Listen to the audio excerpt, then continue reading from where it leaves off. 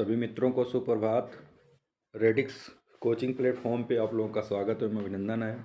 आज हम लेके आए हैं 20 की series MCQs is very important GK questions. GK questions के आपको यहाँ पे मिलेंगे सबसे महत्वपूर्ण क्वेश्चन जो आपके एग्जाम्स में हेल्पफुल होने वाले हैं। जीके हो, जीके में UP police, SI, home guard and other exams से रिलेटेड जितने भी एग्ज़ाम्स हैं फ्रेंड मित्रों, वो आपको डेली टू डेली वीडियो मिलती रहेगी। चलिए स्टार्ट करते हैं आज का सेशन। आज के सेशन में क्वेश्चन नंबर 1 कह रहा है कि भारत में अंग्रेजी शिक्षा की नींव किसने रखी। अंग्रेजी शिक्षा की नींव किसने रखी? लॉर्ड कर्जन ने, मैकाले ने, विलियम बेंटिंक ने या डलहौजी ने। तो आप लोगों को मित्रों इसमें से 4 ऑप्शंस दिए गए हैं, उनमें से सही उत्तर कौन सा है उसको टिक करना है। तो नई भारत में अंग्रेजी शिक्षा की नींव किसने रखी, तो इसका राइट आंसर फ्रेंड्स बताना है आप लोगों को कि इसका राइट आंसर क्या होगा। तो इसका राइट आंसर दीजिए। चलिए, इसका राइट आंसर होगा friends option number B. Option number B, Macaulay. क्या होगा? मैकाले। अंग्रेजी शिक्षा की जो नींव रखी थी वो मैकाले ने रखी थी। चलिए आगे बढ़ते हैं क्वेश्चन नंबर 2 की तरफ फ्रेंड्स। क्वेश्चन नंबर 2 कह रहा है कि सती प्रथा का अंत किसने किया था। सती प्रथा का अंत किसने किया था? पहला है Raja Ram Mohan Roy, Ishwarchandra Vidyasagar, Lord William Bentinck या स्वामी दयानंद सरस्वती ने। तो इस 4 ऑप्शंस में से मित्रों आपको सही उत्तर बताना है कि सती प्रथा का अंत किसने किया था। Choose your options. ऑप्शन में से चूज करिए कि जो करेक्ट आंसर कौन सा है। चलिए, इसका राइट आंसर होगा फ्रेंड जो होगा सती प्रथा का अंत किसने किया था, तो इसका अंत जो किया था मित्रों वो लॉर्ड विलियम बेंटिंक था। Lord William Bentinck. Option number B C sorry option number C is the correct. आपका सी उत्तर सही है मित्रों। चलिए आगे बढ़ते हैं। क्वेश्चन नंबर 3 कह रहा है कि भारत का अंतिम गवर्नर जनरल कौन था। भारत का अंतिम गवर्नर जनरल कौन था? ऑप्शन ए कह रहा है लॉर्ड माउंटबेटन, सी राजगोपालचारी, ऑप्शन सी है Lord Wavell and option D कह रहा है लॉर्ड इरविन।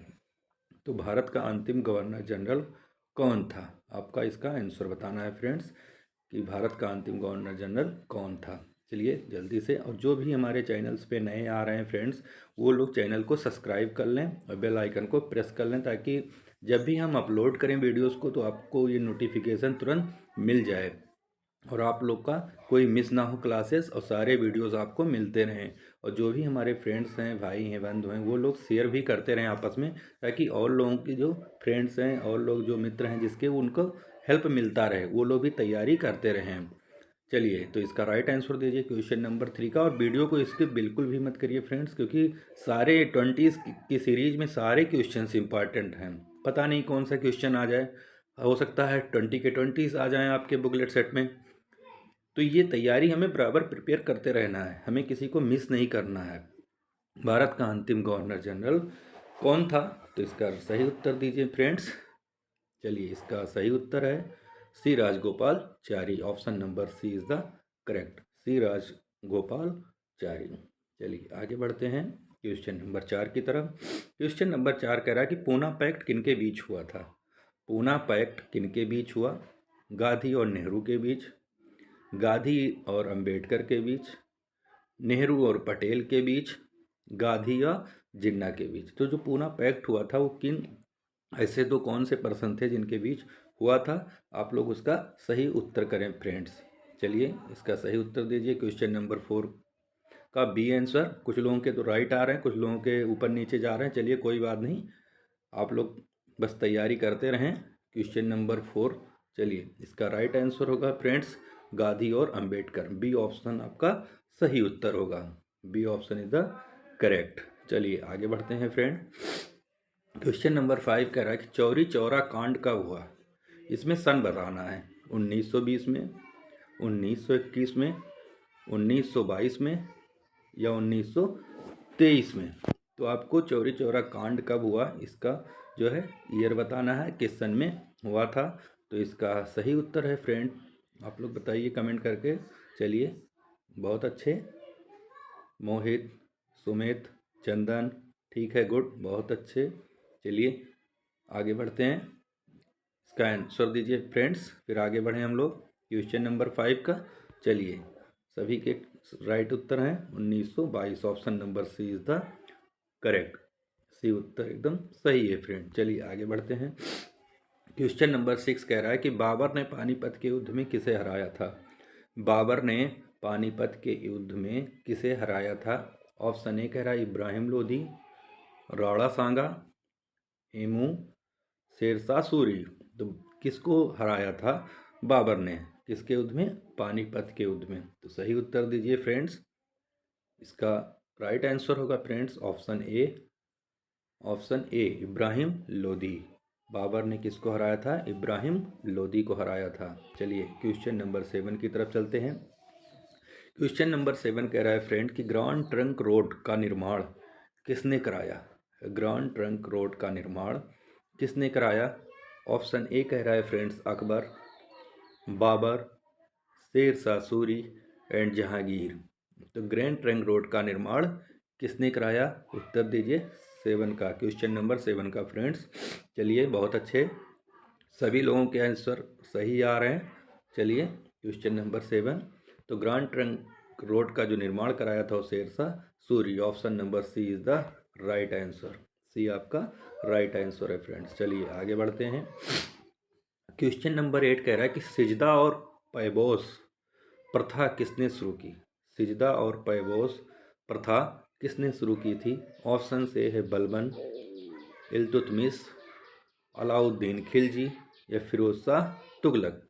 तो सिजदा और पैबोस प्रथा जो है वो शुरू की थी, उसके इन 4 ऑप्शंस में से हमें राइट आंसर चूज करने हैं फ्रेंड्स कि किसने शुरू की थी सिजदा और पैबोस। चलिए आप लोग जल्दी से उत्तर करिए। चलिए देखते हैं, इसका राइट आंसर होगा फ्रेंड सिजदा और पैबोस स्टार्ट किया था बलबन ने। Option A is the right answer. Balban ने सिजदा और पैबोस प्रथा की शुरुआत बलबन ने की थी। चलिए आगे बढ़ते हैं मित्रों, क्वेश्चन नंबर 9 कह रहा है फ्रेंड्स कि टोकन मुद्रा किसने चलाई। टोकन मुद्रा किसने चलाई। यहाँ पे रेडिक्स कोचिंग प्लेटफॉर्म पे आप लोगों को फ्रेंड्स एकदम जो है क्वालिटीज़ एंड जो है हमारी अच्छे अच्छे सिलेक्टेड क्वेश्चंस आपको यहाँ पे मिलेंगे हमेशा डेली टू डेली, चाहे वो 15 की सीरीज हो फ्रेंड्स, चाहे 20 की सीरीज हो, चाहे 30 की सीरीज हो, उन सब सीरीजों में सिलेक्टेड क्वेश्चंस आते हैं। ये नहीं हमें कि इतना ही आना है, हमें जो भी सिलेक्टेड मिलते हैं, चाहे 15 मिल गया, 20s मिल गए, जो भी हमसे हो पड़ता है फ्रेंड्स, वो हम जितना कोशिश करते हैं ज़्यादा से ज़्यादा हो और वो आप तक हम पहुँचाएँ। तो बस आप लोगों का प्यार और सपोर्ट चाहिए, और लाइक और शेयर एंड सब्सक्राइब करते रहें जो लोग नए हैं चैनल पे, और फिर हम आपका प्यार बना रहे और हम ऐसे ही वीडियो लेके आते रहेंगे और हम लोगों की तैयारी आप लोगों के साथ चलती रहेगी। चलिए टोकन मुद्रा किसने चलाई, इसका राइट आंसर दीजिए मित्रों क्वेश्चन नंबर 9 का। तो इसका राइट आंसर होगा क्वेश्चन नंबर 9 का फ्रेंड्स, वो होगा टोकन मुद्रा किसने चलाई थी, तो मोहम्मद बिन तुगलक ने चलाई थी। किसने चलाई थी, मोहम्मद बिन तुगलक ने चलाई थी फ्रेंड्स टोकन मुद्रा। चलिए आगे बढ़ते हैं, क्वेश्चन नंबर 10 को देखते हैं कि फिरोज शाह तुगलक किसके लिए प्रसिद्ध था। जो फिरोज शाह तुगलक था वो किसके लिए प्रसिद्ध था फ्रेंड, कठोर दंड के लिए, आर्थिक सुधार के लिए, लोक कल्याण कार्य के लिए या विस्तार नीति के लिए। तो आप लोगों को फ्रेंड इसमें से राइट आंसर बताना है कि फिरोज शाह तुगलक किसके लिए प्रसिद्ध था। चलिए जल्दी से आंसर करिए क्वेश्चन नंबर 10 का। तो इसका जो राइट उत्तर होगा friend option number C is the correct, लोक कल्याण कार्य के लिए फिरोज शाह तुगलक प्रसिद्ध था। चलिए आगे बढ़ते हैं क्वेश्चन नंबर 11 की तरफ। क्वेश्चन नंबर 11 कह रहा है फ्रेंड्स कि एल नीनो किससे संबंधित है। एल नीनो किससे संबंधित है, समुद्री भूकंप से, समुद्री धाराएं से, समुद्री ज्वार से या समुद्री ज्वालामुखी से। तो इसका राइट आंसर देना है फ्रेंड्स। जी जीके के क्वेश्चन मिलते रहेंगे फ्रेंड्स आप लोगों को, और जीके से जितने भी रिलेटेड हैं, चाहे वो यूपीएससी हो, टीजीटी हो, पीजीटी हो, यूपीएससी हो, स्टेट्स एग्जाम्स हो, सारे में हेल्पफुल होंगे क्योंकि ये क्वेश्चन सिलेक्टेड आते हैं, सारे सिलेक्टेड क्वेश्चंस हैं। चलिए इसका राइट आंसर दीजिए क्वेश्चन नंबर 11 का। तो क्वेश्चन नंबर 11 का एल नीनो जो संबंधित है फ्रेंड्स, वो है हमारा B option is the correct, समुद्री धाराएं। समुद्री धाराओं से रिलेटेड है। एल नीनो किससे संबंधित है? तो समुद्री धाराओं से संबंधित है। चलिए इस आगे बढ़ते हैं। क्वेश्चन नंबर 12 कह रहा है कि कौन सी महासागरीय धारा गर्म होती है। आपको इसमें से बताना है कि कौन सी महासागरीय धारा गर्म होती है। लेब्राडोर धारा, कैनरी धारा, गल्फ स्ट्रीम धारा और हम्बोल्ट धारा। तो हमारी देखिए फ्रेंड, इसमें लेब्राडोर धारा जो है आपकी ठंडी धारा है, कैनरी धारा ये भी ठंडी धारा है। तो इनमें से हमें राइट आंसर बताना है कि कौन सी महासागरीय धारा जो है वो गर्म है। Choose of the four option में से आपको राइट आंसर चूज करने हैं। चलिए क्वेश्चन नंबर 12 का उत्तर दीजिए। तो क्वेश्चन नंबर का जो राइट उत्तर होगा फ्रेंड्स, महासागरीय की जो गर्म धारा है वो गल्फ स्ट्रीम है। गल्फ स्ट्रीम जो है महासागरीय धारा जो है गर्म होती है, गल्फ स्ट्रीम धारा। चलिए आगे बढ़ते हैं। क्वेश्चन नंबर 13 कह रहा है फ्रेंड्स कि समुद्री जल का रंग नीला क्यों दिखाई देता है। समुद्र में जो जल होता है उसका रंग नीला क्यों दिखाई देता है फ्रेंड्स? आकाश के प्रतिबिंब से, जल में ऑक्सीजन के कारण, सूर्य प्रकाश के प्रकीर्णन से, ऑप्शन डी कह रहा है फ्रेंड जल में नमक के कारण। तो इसका राइट आंसर आपको बताना है कि जो समुद्र का जो जल होता है वो नीला क्यों दिखाई देता है। चलिए आप लोग कमेंट में इसका आंसर देते रहें फ्रेंड। क्वेश्चन नंबर 13 का तो इसका राइट आंसर होगा फ्रेंड ऑप्शन नंबर सी, सूर्य प्रकाश के प्रकीर्णन से। सूर्य प्रकाश के प्रकीर्णन से जो है समुद्र का जो जल होता है वो नीला दिखाई देता है। चलिए आगे बढ़ते हैं। क्वेश्चन नंबर 14 कह रहा है फ्रेंड्स कि पृथ्वी का सबसे गहरा महासागरीय गर्त कौन सा है। पृथ्वी का सबसे गहरा महासागरीय गर्त कौन सा है? ऑप्शंस ए है प्यूर्टो रिको गर्त, जावा गर्त, ऑप्शन सी है फ्रेंड मारियाना गर्त एंड ऑप्शन डी कह रहा है टोंगा गर्त। तो इनमें से हमें बताना है फ्रेंड, आप लोगों को आंसर देना है कि पृथ्वी का सबसे गहरा महासागरीय गर्त कौन सा है। Choose of the right answers कि कौन से इसमें से सही है उत्तर होगा 14 का। चलिए आप लोग दीजिए आंसर। तो सबसे पृथ्वी का जो सबसे गहरा महासागरीय गर्त है फ्रेंड्स वो है हमारा मरियाना गर्त। मरियाना गर्त option number C is the right answer. चलिए क्वेश्चन नंबर 15 की तरफ चलते हैं। क्वेश्चन 15 कह रहा है कि प्रशांत महासागर का सबसे गहरा भाग क्या कहलाता है। जो प्रशांत महासागर है, Pacific oceans in high depth of the centre points, यानी प्रशांत महासागर का सबसे गहरा भाग क्या कहलाता है? जावा गर्त, चैलेंजर डीप, अटलांटिक रिज या टोंगा गर्त।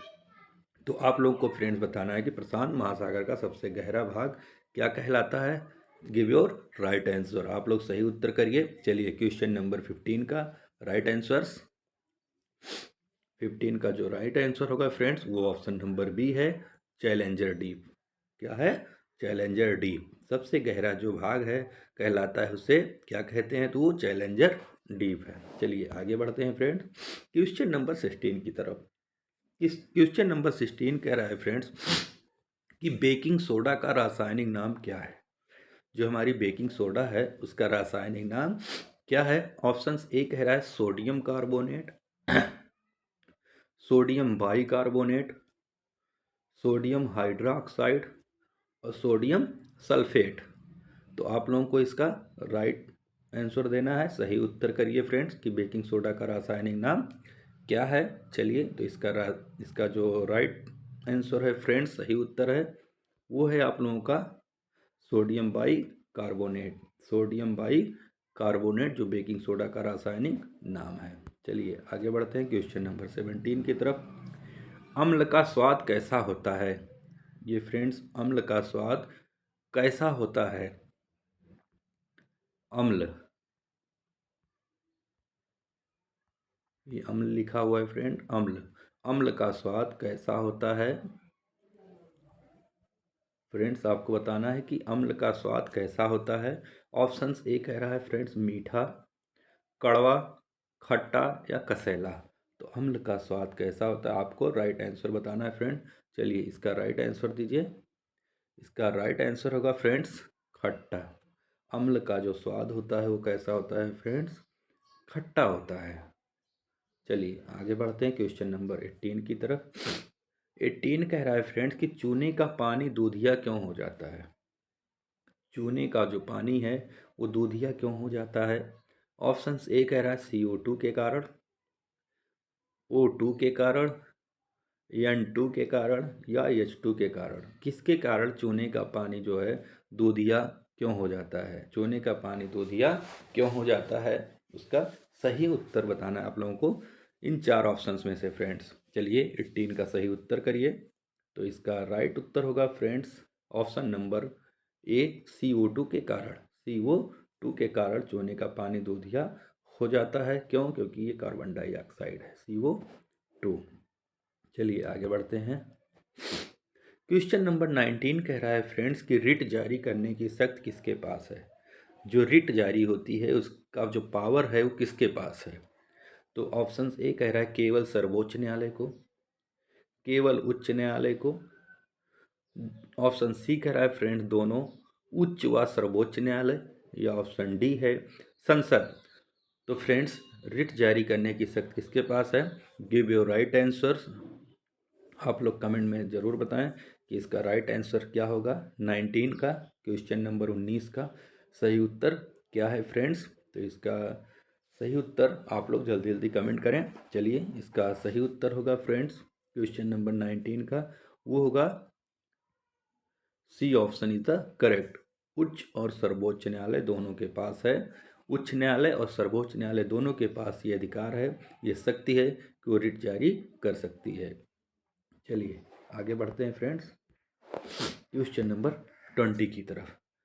आज जो हमारी सीरीज़ थी फ्रेंड क्वेश्चन नंबर 20, जो 20 क्वेश्चन की सीरीज़ थी उसमें आज का लास्ट क्वेश्चन है। और आप लोग ऐसे ही प्यार बनाए रखिए और ज़्यादा से ज़्यादा शेयर भी करते रहें। और जो चैनल पे नए आ रहे हैं फ्रेंड्स वो लोग चैनल को सब्सक्राइब भी कर लें और बेल आइकन को भी प्रेस कर लें और ज़्यादा से ज़्यादा शेयर भी करते रहें और लाइक भी और कमेंट भी करते रहें। चलिए और वीडियो को स्किप बिल्कुल मत करिए फ्रेंड्स, क्योंकि छूट जाते हैं सारे क्वेश्चंस। बहुत सारे क्वेश्चंस होते हैं जो इम्पॉर्टेंट्स होते हैं, हम छूट जाते हैं, बाद में उनको देखते हैं फिर पता चलता अरे ये तो छूट गया। तो ऐसा क्वेश्चन ना आए दिमाग में। चलिए तो पढ़ते हैं क्वेश्चन नंबर 20 की तरफ। संघ और राज्यों के बीच शक्तियों का विभाजन किस अनुसूची में है? संघ और राज्यों के बीच शक्तियों का विभाजन किस अनुसूची में है? ऑप्शन ए कह रहा है फ्रेंड्स 5वीं अनुसूची, ऑप्शन बी कह रहा है 6वीं अनुसूची, ऑप्शन सी कह रहा है 7वीं अनुसूची, ऑप्शन डी कह रहा है 8वीं अनुसूची।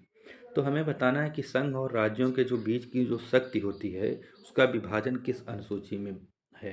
यानी जो हमारे स्टेट और केंद्र हैं उन दोनों के बीच की जो शक्ति होती है वो किस ऐसे अनुसूची के तहत है। तो उसका राइट आंसर दीजिए फ्रेंड आप लोग क्वेश्चन नंबर 20 का।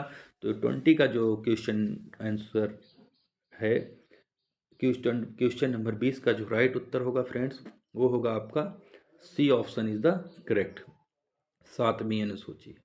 7वीं अनुसूची में फ्रेंड्स दिया गया है कि संघ और राज्यों के बीच शक्तियों का विभाजन वो किस में है? 7वीं अनुसूची में है। और फ्रेंड्स ज़्यादा से ज़्यादा हमारे जो ऐसे ही प्यार रखिए और ज़्यादा से ज़्यादा फ्रेंड शेयर करते रहें। तो thanks for watching for today.